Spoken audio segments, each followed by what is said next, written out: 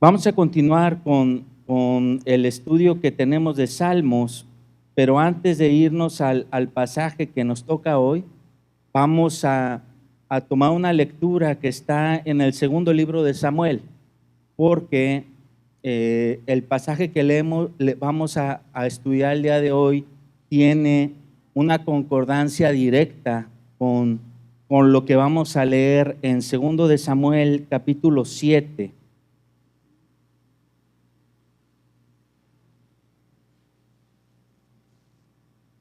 Segundo de Samuel, capítulo 7. No sé si a ustedes les pasó, pero las últimas lecturas de los salmos que hemos estado como congregación estudiando domingos, martes, las últimas tal vez 4 semanas, han sido lecturas en las que pareciera que muchas de ellas tenían que ver con angustia, con dolor, con persecución, y muchos de esos eran salmos en los que David clamaba a Dios en momentos de mucha dificultad, de mucho dolor, de angustia por su vida, por su circunstancia, por todo lo que él estaba pasando. Y yo hacía una remembranza mental y a veces tal vez una conclusión muy banal, diciendo por qué se ve tanto sufrimiento en este hombre, que es un hombre guiado por Dios, inspirado por Dios, alguien que es un líder reconocido como uno de los líderes más grandes del Antiguo Testamento. Y la realidad es que a nosotros nos ha tocado leer en muy corto tiempo lo que David vivió, pues en 40 años, tal vez un poco más. Entonces, esos relatos son concentrados de muchos años. O sea, no es que le haya pasado casi salmo tras salmo, y lo que le pasaba día tras día, no.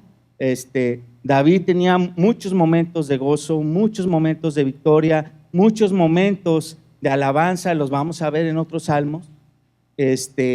Pero digo esto porque también otra de las conclusiones a las que llegué remembrando eso fue darme cuenta que de la gran responsabilidad que es ser autoridad, de la gran responsabilidad que es ser rey. Si nosotros pensábamos que el anhelar poder, autoridad, liderazgo es algo que sea fácil de hacer, leyendo esos salmos nos damos cuenta que no, nada que ver. Estar en el ojo es convertirse como en el tiro a blanco de muchos enemigos, es convertirse en el foco de atención de muchas personas, y muchas de ellas no son gente buena. ¿Okay? Hoy vamos a dar el brinco, hoy vamos a estudiar el último salmo que David escribió, y para poder estudiar este salmo, el Salmo 72, tenemos que irnos a un momento en el que Dios le habla a David en segundo de Samuel y hace un pacto con él. Dios manda a un profeta, al profeta Natán, para hacer un pacto con David. En el versículo 8 dice: ahora pues dirás a mi siervo David, así ha dicho Jehová de los ejércitos, yo te tomé del redil de detrás de las ovejas, para que fueses príncipe sobre mi pueblo, sobre Israel. Y he andado contigo en todo cuanto has andado, y delante de ti he destruido a todos tus enemigos, y te he dado nombre grande, como el nombre de los grandes que hay en la tierra. Además, yo fijaré lugar a mi pueblo Israel y lo plantaré para que habite en su lugar, y nunca más sea removido, ni los inicuos le aflijan más, como al principio. Desde el día en que puse jueces sobre mi pueblo Israel, y a ti te daré descanso de todos tus enemigos. Asimismo, Jehová te hace saber, ojo con esto, que Él te hará casa. Toda esta promesa y pacto vienen de un deseo que tuvo David de hacerle casa a Dios primero, pero el profeta se lleva ese deseo y regresa con algo que Dios le dice a David. Le dice: Él te hará casa, y cuando tus días sean cumplidos y duermas con tus padres, yo levantaré después de ti a uno de tu linaje, el cual procederá de tus entrañas, y afirmaré su reino. Él edificará casa a mi nombre, y yo afirmaré para siempre el trono de su reino. Yo le seré a él padre, y él me será a mí hijo. Y si él hiciere mal, yo le castigaré con vara de hombres y con azotes de hijos de hombres. Pero mi misericordia no se apartará de él, como la aparté de Saúl, al cual quité de delante de ti. Y será afirmada tu casa y tu reino para siempre delante de tu rostro, y tu trono será estable eternamente. Conforme a todas estas palabras y conforme a toda esta visión, así habló Natán a David. Qué palabras tan impresionantes, ¿no? Qué palabras tan impresionantes, porque habla de un trono, habla de un rey, pero no habla de cualquier trono y no habla de cualquier rey. Lo que dice casi hasta el final, dice: su trono será estable eternamente. Eternamente. Ok.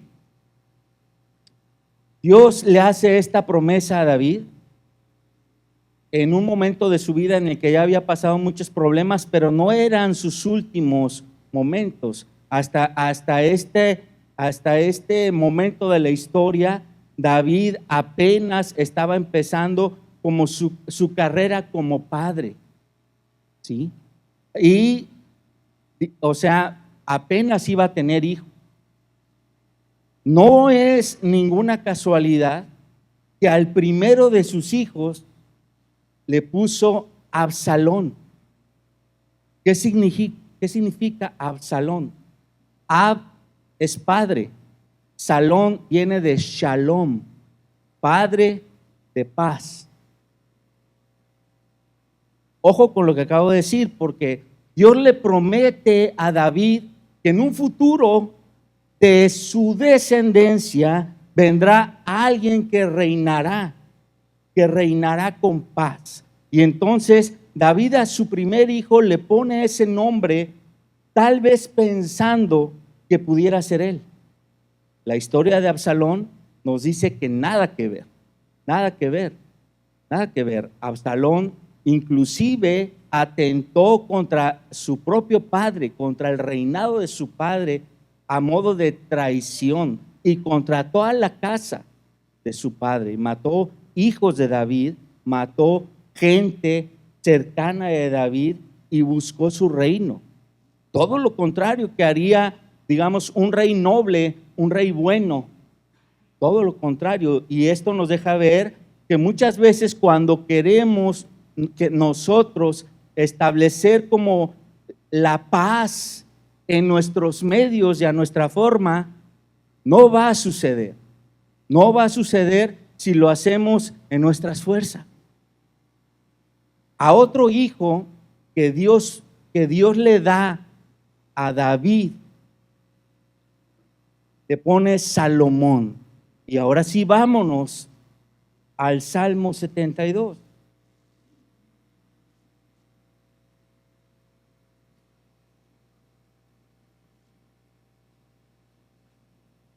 Ya pasaron todas las angustias, todo el correteo que tuvo que sufrir David por parte de su hijo Absalón. Sus días están terminando. Ya sabe que Salomón será el siguiente rey.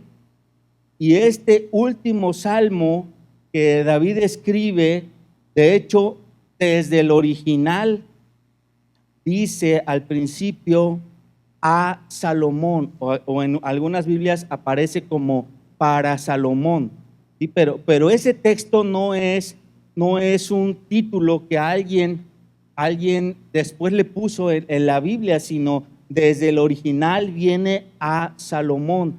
¿Y Salomón qué significa?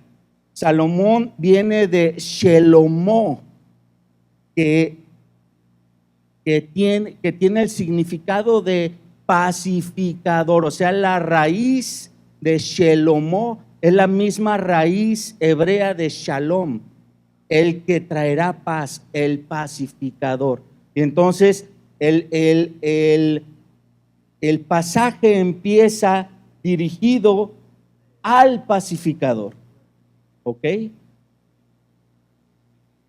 No necesariamente este pacificador es Salomón.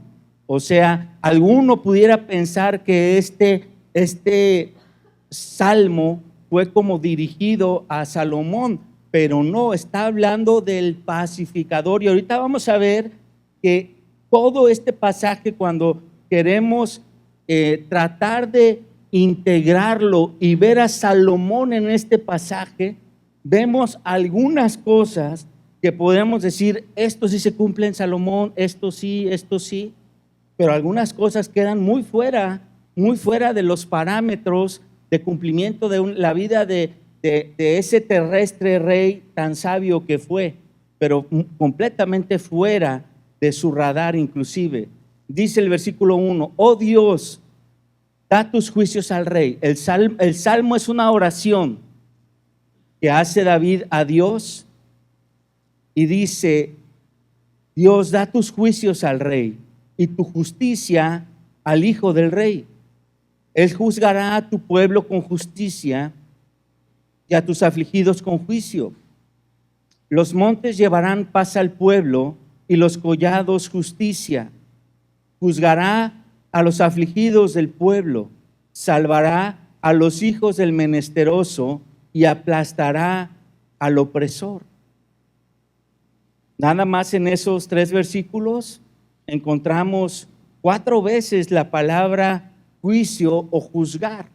Y no está hablando de juicio o juzgar desde una forma de dictar sentencia, sino de una forma de saber tener un buen juicio. Es muy probable que leyendo esto Salomón sea la razón por la cual después el mismo Salomón pide tener sabiduría. Sigamos leyendo. Te temerán mientras duren el sol y la luna, de generación en generación. Descenderá como la lluvia sobre la hierba cortada, como el rocío que destila sobre la tierra. Florecerá en sus días justicia y muchedumbre de paz hasta que no haya luna. Dominará de mar a mar y desde el río hasta los confines de la tierra. Ante él se postrarán los moradores del desierto y sus enemigos lamerán el polvo. Los reyes de Tarsis y de las costas traerán presentes. Los reyes de Sabá y de Seba ofrecerán dones. Todos los reyes se postrarán delante de él. Todas las naciones le servirán, porque él librará al menesteroso que clamare y al afligido que no tuviere quien le socorra. Tendrá misericordia del pobre y del menesteroso y salvará la vida de los pobres. De engaño y de violencia redimirá sus almas y la sangre de ellos será preciosa ante sus ojos. Vivirá y se le dará del oro de Sabá y se orará por él continuamente, todo el día se le bendecirá. Y hasta ahí nos quedamos, porque leyendo esto nos podemos dar cuenta que hay algunas cosas que sí cumple Salomón. Ahorita voy a decirlas muy rapidito, y después vamos a hacer un contraste. Los versículos 1, 2 podemos decir que realmente Salomón juzgó a Israel con justicia. Podemos decirlo porque la Biblia dice que tuvo una sabiduría como nadie más la tuvo y que en muchas de las cosas que hizo ejecutó justicia. Dice el versículo 3, los montes llevarán paz. Durante todo el reinado de Salomón no hubo guerras. Fue el único periodo de la historia de Israel en que no hubo ni una sola guerra. Dice, juzgará a los afligidos del pueblo, salvará a los hijos del menesteroso. Está reconocido que Salomón dedicó mucho de su hacer y de sus recursos en ayudar a los pobres. Dice el versículo 7, florecerá en sus días justicia y muchedumbre de paz hasta que no haya luna. Acabamos de decir que en su reinado no hubo guerras. Y luego en el versículo 10 dice, los reyes de Tarsis y de las costas traerán presentes, los reyes de Sabá y de Seba ofrecerán dones. Cuando la Biblia dice Tarsis, hace referencia de una región que muchos dicen que es lo que es actualmente España o Portugal, que para la zona de donde fue escrito esto eran, digamos, la zona más lejana de donde llega el mar. Eran como lo más distante que ellos conocían navegando, ¿sí? Esa península, la península ibérica. Y dice los reyes de Sabá. Sabá están del otro lado, yendo para el otro extremo de la tierra, para el Yemen, por ahí de Yemen. Y Seba habla por ahí del centro sur de África. Entonces estamos hablando de lugares súper distantes para la época, y dice que de todas partes llegarán a servirlo. Y todo esto se cumple en Salomón, pero se cumple de una forma que no es completa. Vayamos a un pasaje para darnos idea de lo que estamos hablando, ahí en Primero de Reyes, capítulo 3.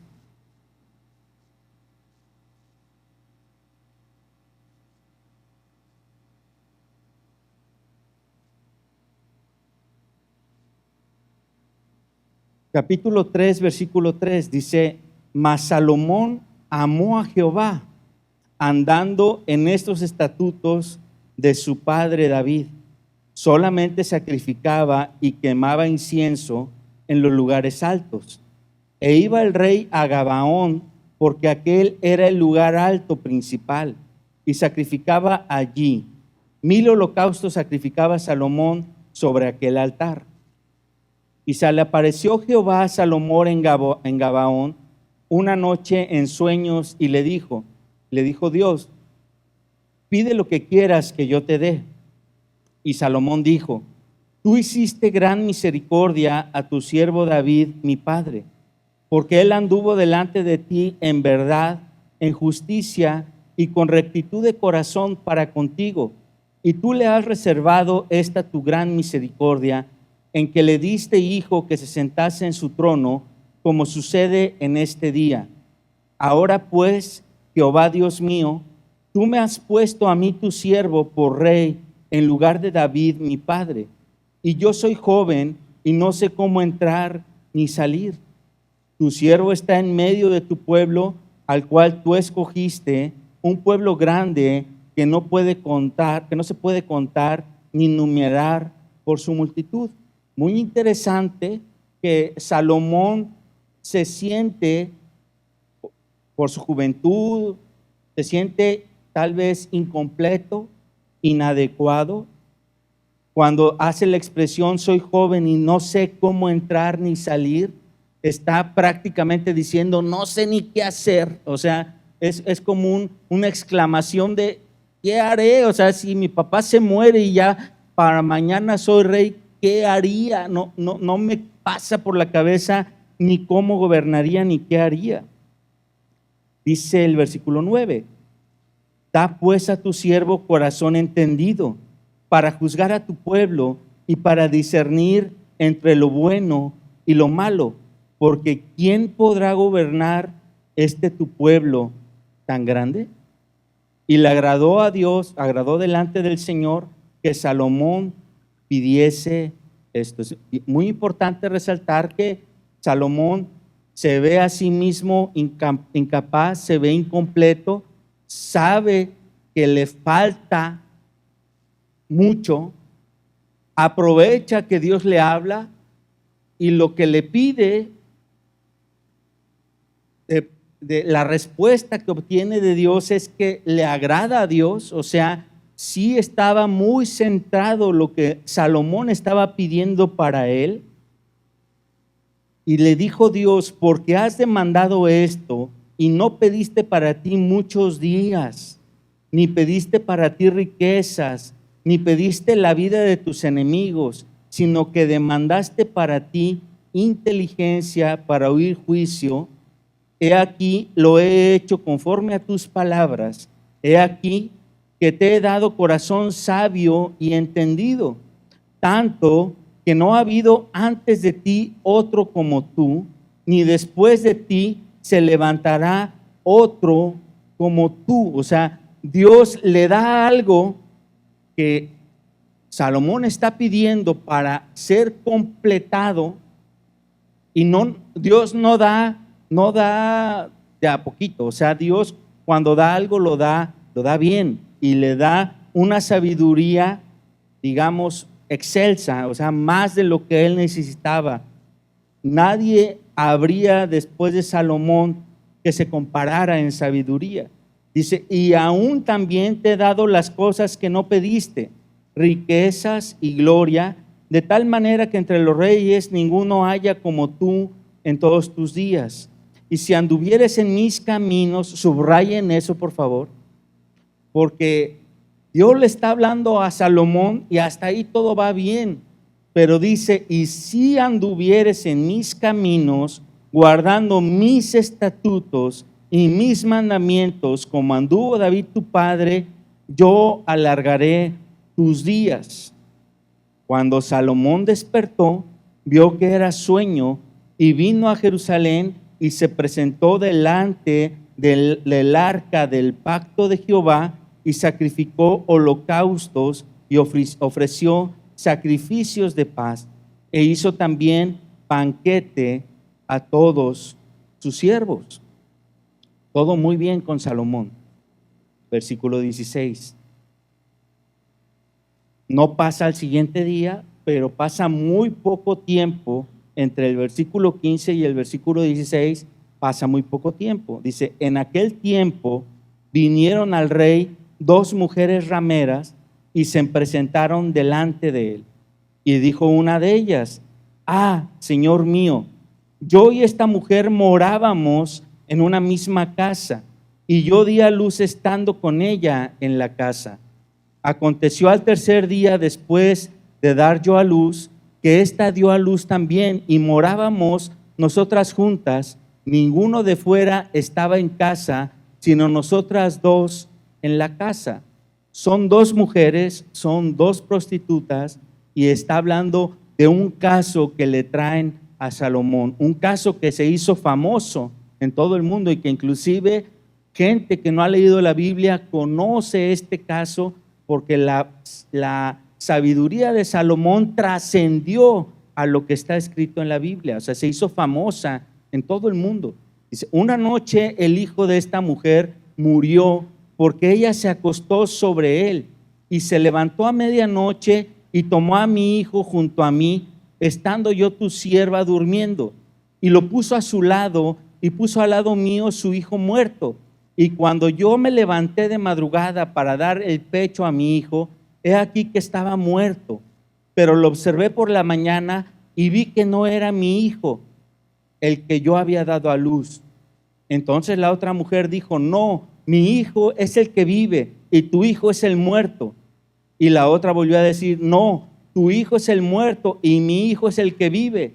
Y así hablaban delante del rey. O sea, las 2 mujeres peleándose por no quedarse con el niño muerto. El rey dijo entonces: esta dice: mi hijo es el que vive y tu hijo es el muerto. Y la otra dice: no, mas el tuyo es el muerto y mi hijo es el que vive. Y dijo el rey: tráiganme una espada. Y trajeron al rey una espada. Enseguida el rey dijo: partan por medio al niño vivo y den la mitad a la una y la mitad a la otra. Esta es llamada la salomónica, ¿no?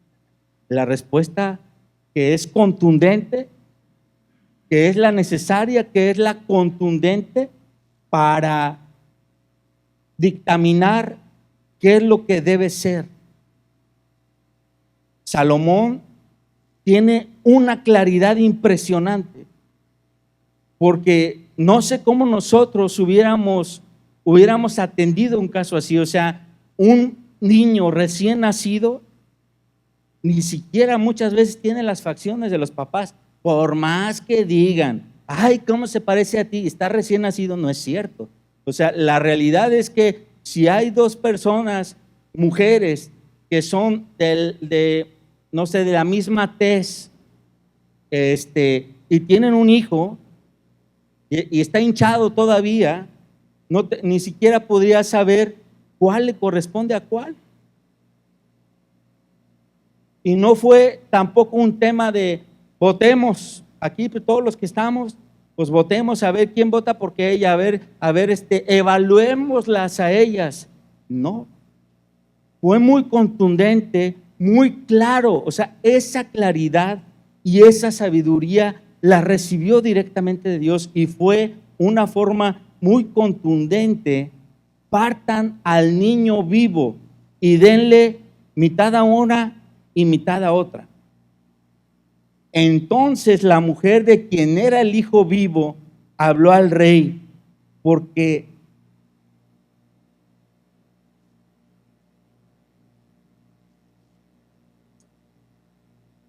dice, sus entrañas se conmovieron.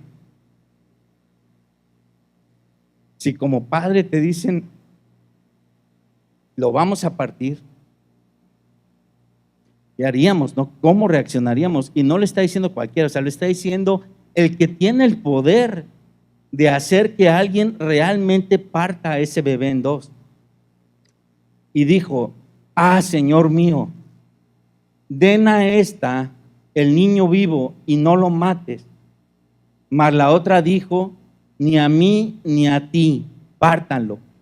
O sea, aquí se está revelando lo que hay en el corazón de cada una de las mujeres.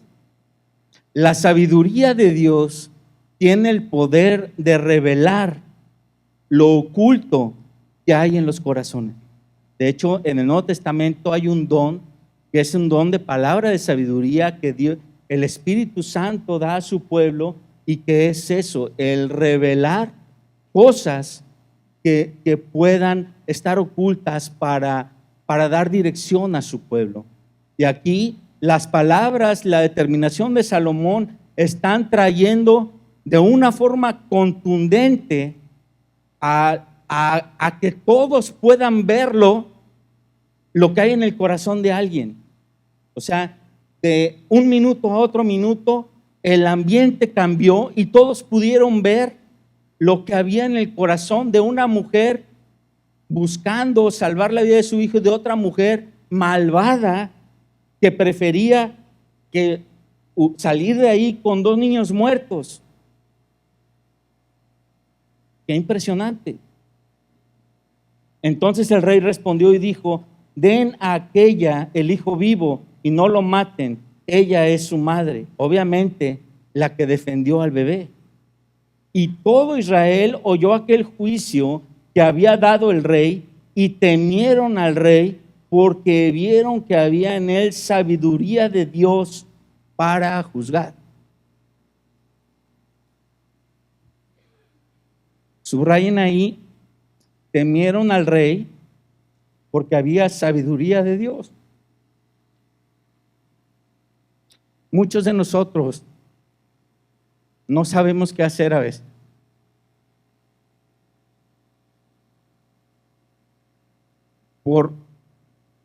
Porque la hemos regado mucho, porque, no sé, estamos muy chavos, porque lo que sea. O sea, podemos decir muchos argumentos para eso, pero muchos de nosotros, por nuestras circunstancias o por cualquier situación, no sabemos qué hacer. La palabra dice que si alguno de nosotros necesita sabiduría, que la pida al Señor, dice Santiago. Esta sabiduría a pesar de que hay promesa que solamente Salomón la iba a obtener, digamos, en un máximo nivel, no estaba reservada solamente para Salomón. La sabiduría de Dios es para los hijos de Dios. Todo aquel que tiene el Espíritu de Dios tiene acceso a pedirle a Dios su sabiduría.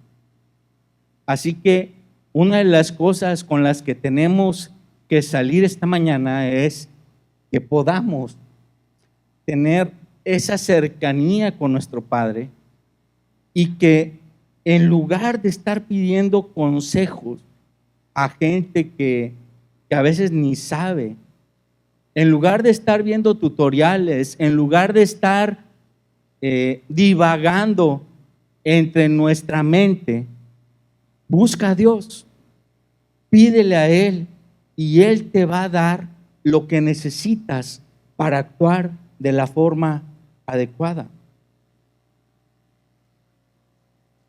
Si seguimos leyendo lo que pasa con Salomón después, vamos a darnos cuenta de que Salomón poco a poco, conforme van avanzando el escrito, va tomando un camino de desviación.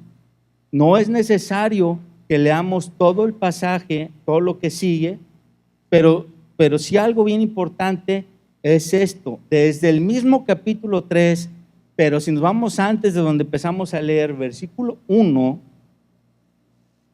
dice: Salomón hizo parentesco con Faraón, rey de Egipto, pues tomó la hija de Faraón y la trajo a la ciudad de David, entre tanto que acababa de edificar su casa y la casa de Jehová y los muros de Jerusalén alrededor.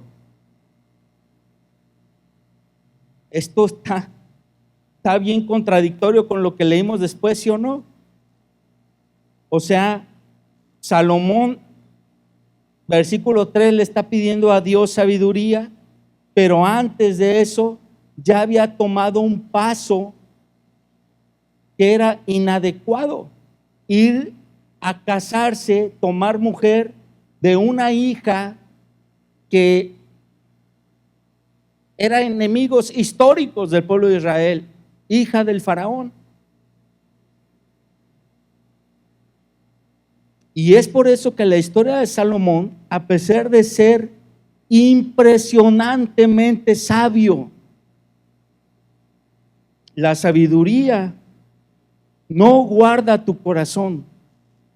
La sabiduría te puede guiar, pero no guarda tu corazón. ¿Estamos? No guarda tu corazón. Algo que todo rey tenía que hacer, y está en Deuteronomio 17:14 me parece. Hay varias cosas que todos los reyes tenían que cumplir. Una de ellas era no tener muchas mujeres, y menos obviamente que fueran mujeres que no fueran del pueblo. Y ese pasaje es muy claro porque dice: porque terminarán desviando tu corazón. Y entonces, ahora regresémonos nuevamente al Salmo 72, porque si lo vemos con otros ojos, nuevamente leyendo el Salmo, nos vamos a dar cuenta que este Salmo es la tipificación de lo que pudiera ser Salomón en términos incompletos, imperfectos, versus el tipo que vendría a cumplir lo que Salomón no pudo cumplir, que es Jesucristo.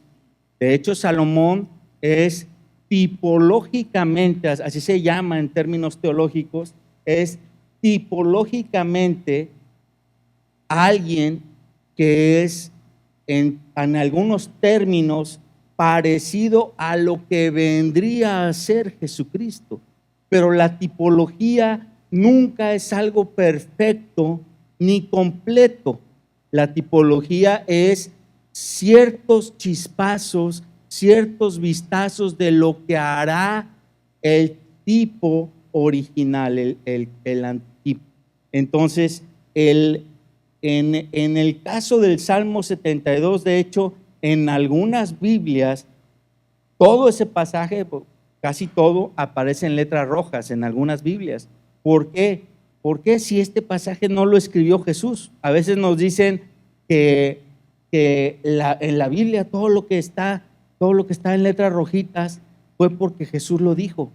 Pero pues, este salmo que está en el Antiguo Testamento y que obviamente al ser escrito 960 años antes de Cristo, pues es imposible que Cristo hubiera hecho estas palabras. Pero ¿por qué están en rojo? Porque son palabras que directamente pueden ser aplicadas a Cristo por el Espíritu Santo. Y entonces ahora entendemos que el último salmo que David escribe es un salmo que Dios le revela para poder hablar del pacificador futuro que sería el Mesías y que solamente el Mesías podría cumplir. ¿Sí? Un Mesías que sí sería descendiente de David, porque el Mesías, una de las profecías, dice que será llamado Hijo de David. ¿Estamos o no estamos? De hecho, hoy queda como anillo al dedo estudiar este pasaje, porque hoy es Domingo de Ramos. Hoy se celebra el Domingo de Ramos. Y en el Domingo de Ramos, toda Jerusalén estaba gritando: Hosana al Hijo de David. Y no fue Absalón y no fue Salomón. Ese Hijo de David fue Jesucristo. Con eso en mente, volvamos a leer el capítulo 72. Oh Dios, da tus juicios al rey y tu justicia al hijo del rey. De resaltar una cosa, habla de Dios y habla de los juicios del rey y del hijo del rey. ¿Notan eso? O sea, hay un rey, el Dios Padre, y el hijo del rey, ¿quién es? Cristo. Él juzgará a tu pueblo con justicia y a tus afligidos con juicio. Los montes llevarán paz al pueblo y los collados justicia. Este versículo, cuando habla de que los montes llevarán paz, los collados justicia, es como una expresión poética de como si de un monte estuviera escurriéndose justicia y paz. Es como, nosotros diríamos, es como una ilusión que de un monte pueda salir justicia, pueda derramarse paz y justicia. Eso solamente lo puede hacer Dios. Y habla de la inmensa paz, la inmensa justicia que trae la presencia de Dios a su pueblo. ¿Sí? Es una exuberante paz. Juzgará a los afligidos del pueblo y vamos a empezar a subrayar algunas palabras de este pasaje. Dice: salvará. Salvará. Relación directa ¿con quién? Con el Salvador. Versículo de abajo, la parte de abajo dice: y aplastará al opresor.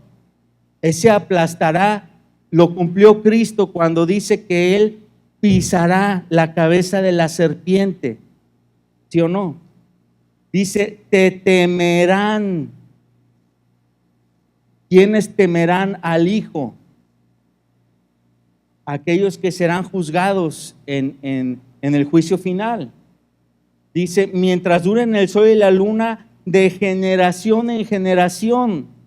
Es obvio que no está hablando de un líder o de un rey que gobernó 40 años, no, que fue lo que gobernó Salomón.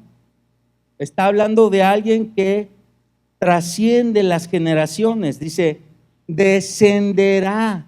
Subrayen también eso, porque ¿quién descendió del cielo? Descenderá como la lluvia sobre la hierba cortada, como el rocío que destila la tierra. Florecerá en sus días justicia y muchedumbre de paz. Si subrayamos justicia y paz, ¿quién es el Padre de justicia? ¿Y quién es el dador de paz? Es Jesús. Dice abajo, dominará de mar a mar y desde el río hasta los confines de la tierra.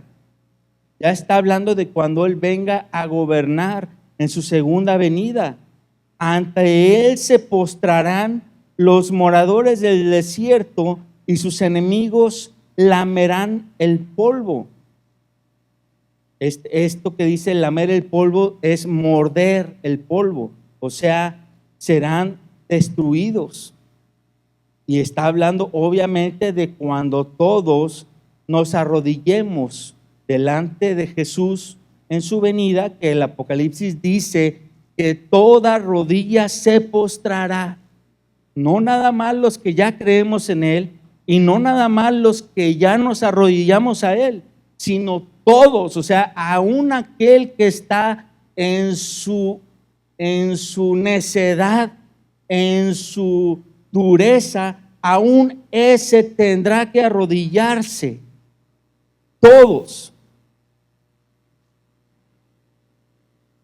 Dice el versículo 11, todos los reyes se postrarán delante de Él, todas las naciones le servirán.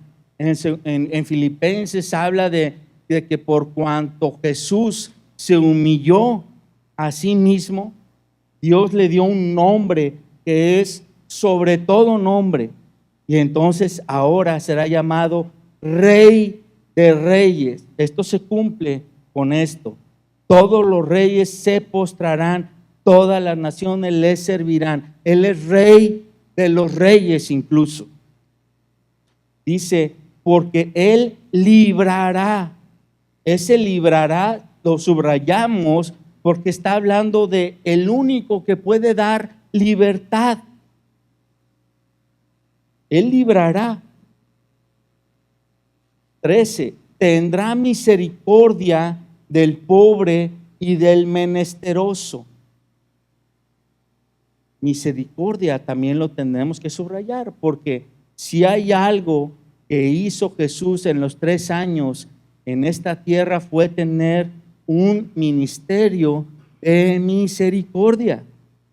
Él a todos, a pobres, a ricos, a sanos, a enfermos, inclusive a leprosos, los trataba con el mismo amor y con la misma misericordia.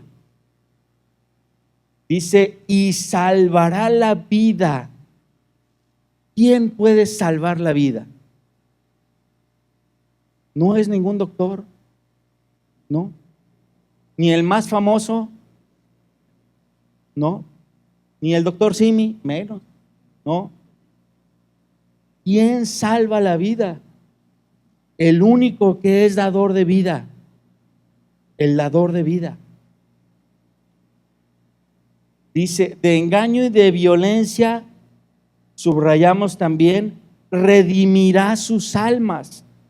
Redimir es comprar, pagar un precio por tu alma. ¿Quién puede pagar el precio de tu alma?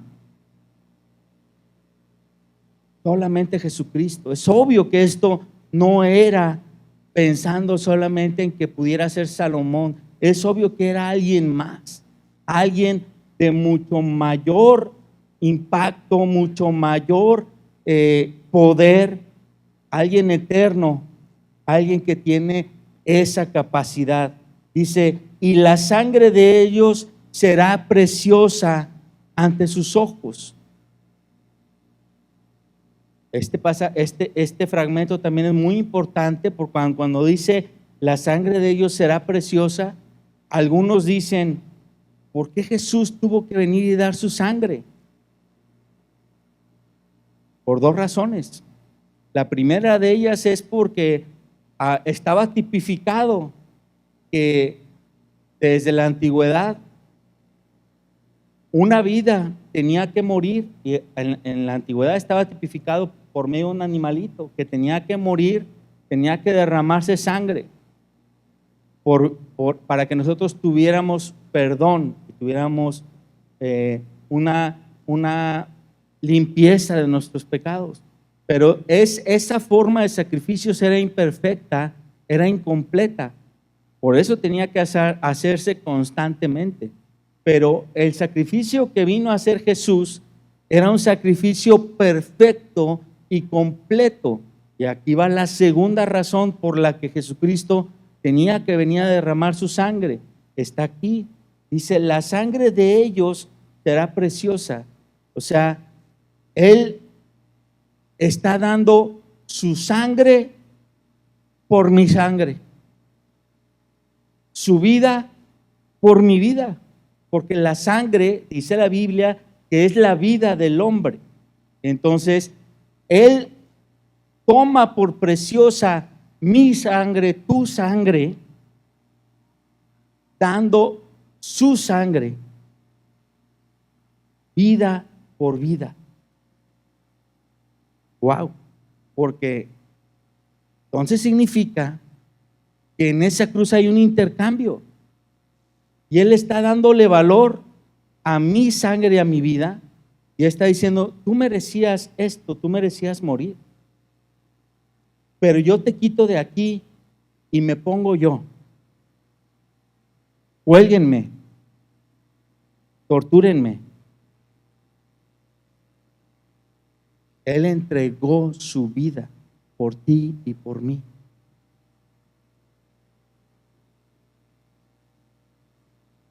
No es coincidencia que entre el versículo 14 y 15, el 14 termina hablando de sangre, el 15 empieza diciendo que vivirá después de la muerte, la resurrección.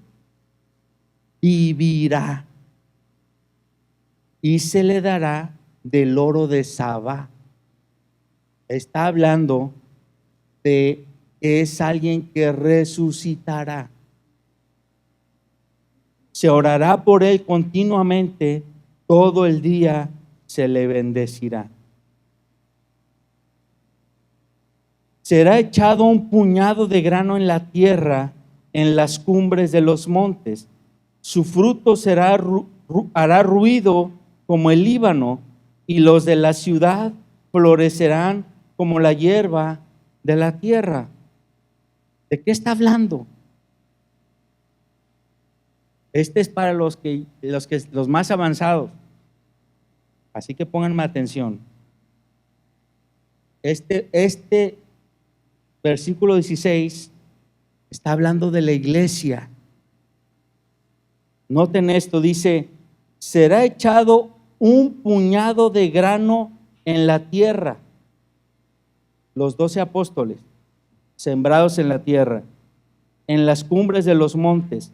Su fruto hará ruido como el Líbano. O sea, todo el fruto de la predicación de los apóstoles fructificará y llegará a muchos, hasta nosotros que hemos conocido el mensaje. Habla de un fruto que es muy ruidoso. Cuando hace referencia al fruto del Líbano es porque Líbano era muy conocido en la antigüedad por ser una región que tenía unos árboles muy frondosos, altos, llenos de fruto, y que cuando el aire pasaba es como cuando el viento mueve algo que tiene mucho peso, y los árboles frutales hacen mucho ruido. Por eso dice que Su fruto hará ruido como el Líbano. Y está hablando de todos los que hemos creído en Cristo. Seremos muchos y haremos ruido. Y los de la ciudad florecerán como la hierba de la tierra. O sea, todo ese fruto llegará a todas partes, incluso a las ciudades. Será su nombre para siempre. ¿De quién está hablando? Nuevamente de Cristo. Se perpetuará su nombre mientras dure el sol. La palabra de Dios dice, lo acabo de decir, que su nombre es sobre todo nombre y nombre eterno. Él es el alfa y el omega, el principio y el fin. Por eso dice perpetuo, mientras dure el sol. Que por más que los científicos digan que el sol tiene 5,000 millones de años y que durará otros tantos, es un alucine, la verdad. O sea, no hay forma de calcularlo. El único que sabe es quien lo creó y el que hará nuevos cielos y nueva tierra. O sea, hará algo nuevo. Benditas serán en él todas las naciones. De Cristo Jesús está hablando. Lo llamarán bienaventurado. Y ahora sí vean cómo cierra el pasaje. David alaba a Dios. Dice, bendito Jehová Dios, el Dios de Israel, el único que hace maravillas. Bendito su nombre glorioso para siempre. Y toda la tierra sea llena de su gloria. Amén y amén. Este fragmento, estos dos versículos son una doxología, un fragmento de alabanza muy contundente, muy directo, hecho por parte de David.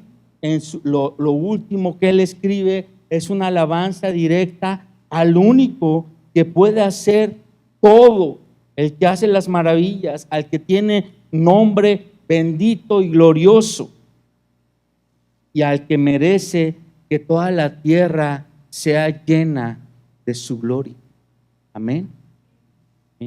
Dice, y aquí terminan las oraciones de David, el hijo de Isaías. Para terminar, yo quisiera que anotáramos algunas cosas que es muy importante que meditemos hoy y que sean conclusión. Es muy irónico que un día como hoy Jerusalén estuviera diciendo Hosana al hijo de David, y esa misma ciudad 7 días después o un poco antes, 6 días después, estuviera diciendo crucifíquenlo. Qué irónico, ¿verdad? Qué irónico es que en lo que leímos de Salomón parece ser alguien tocado por Dios, lleno por Dios, pero que 3 doritos después está cometiendo cosas que nada que ver con alguien que es hijo de Dios. Y nosotros tenemos que aprender de esa gente y de ellos, porque tal vez nosotros seamos parecidos. Tal vez nosotros estamos aquí hoy escuchando un mensaje que todos escuchamos igual, y que uno puede salir tomando las decisiones correctas y otros no, porque de nada sirve que tú ores como Salomón y que tú ya tengas la sabiduría que Dios te puede dar si no haces las otras cosas que te corresponden hacer, que es, por ejemplo, cuidarte de las mujeres, como no lo hizo Salomón. Pero hay otras cosas de las que tenemos que tenemos que hacer. Vamos al pasaje ese de Deuteronomio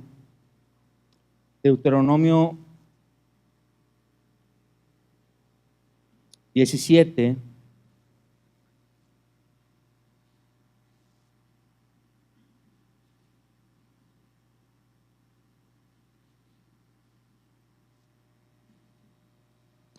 17:14, está hablando de las instrucciones que tenía que seguir el pueblo de Israel cuando se pusiera un rey para el pueblo, y estas instrucciones tenían que ser acatadas por cualquiera que fuera ungido como rey.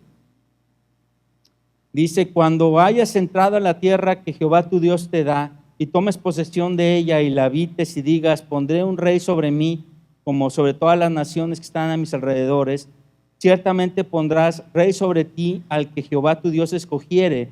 De entre tus hermanos pondrás rey sobre ti. No podrás poner sobre ti a hombre extranjero que no sea tu hermano.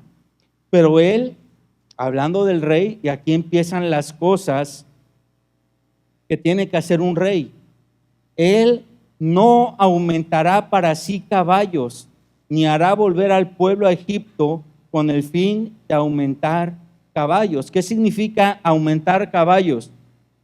Los caballos eran símbolo de poder, símbolo de fuerza, símbolo, ya en esa época ya eran el símbolo del poder militar, de la fuerza. Entonces, cuando dice no aumentarán para sí caballos, significa no lucharás tus batallas tú solo. No lucharás tus batallas en tus fuerzas. Es lo que significa. No le demos más rodeos.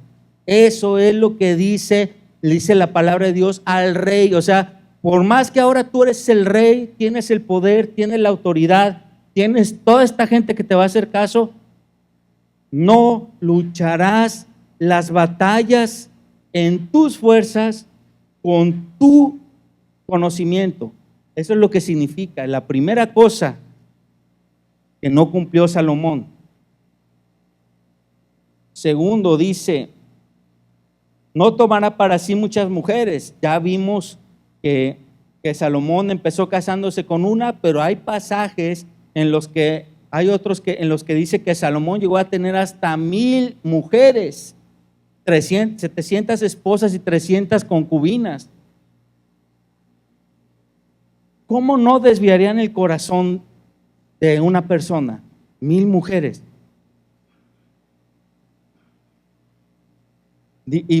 Y vean lo que dice el pasaje. No dicen nomás porque sí, dice para que su corazón no se desvíe.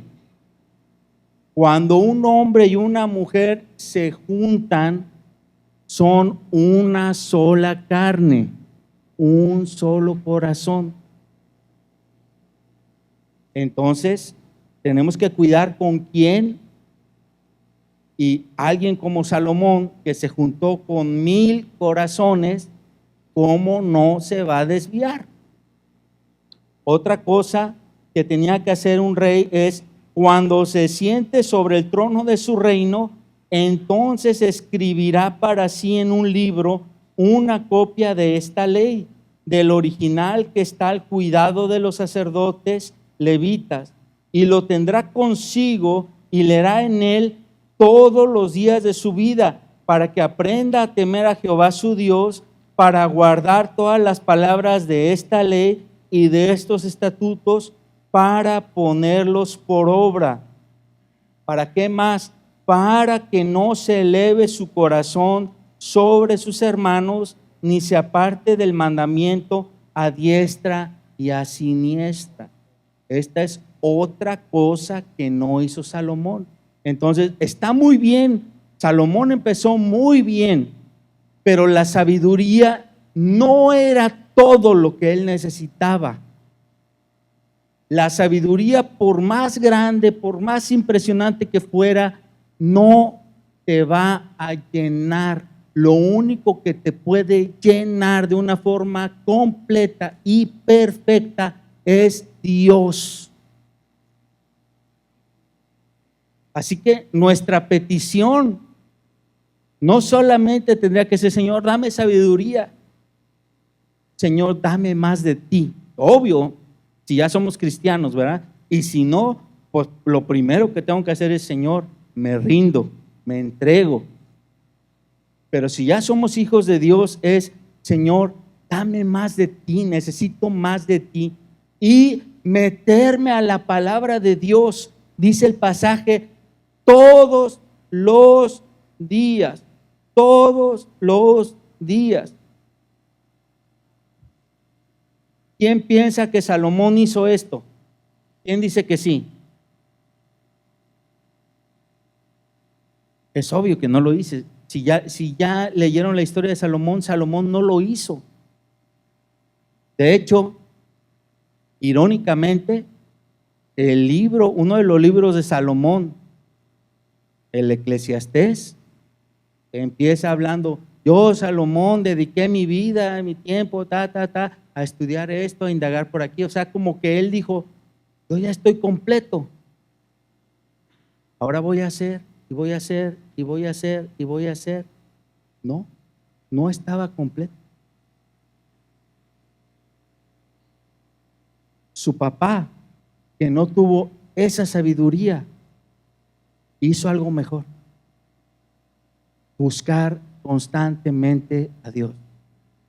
Y esa búsqueda constante hizo que David fuera para Dios alguien apartado, alguien seleccionado, alguien del que se dijera hijo de David, por esa cercanía que tuvo con Dios. Entonces, si hay algo que hoy nos tenemos que llevar, otra de las cosas que nos tenemos que llevar es, vale más estar con mi Señor, deseándolo más a Él, aferrándome a Él, que cualquier otra cosa que le pudiera pedir a Dios. Vale más eso. Si solamente una cosa le pudiéramos pedir al Señor, si hoy en un sueño se nos apareciera, no pidas algo temporal, no pidas algo que crees lo que es lo que necesitas y que te va a llenar tal vez un poco. Pide lo que te puede llenar de una forma perfecta y completa, que es su presencia siempre en ti, hermano. Amén.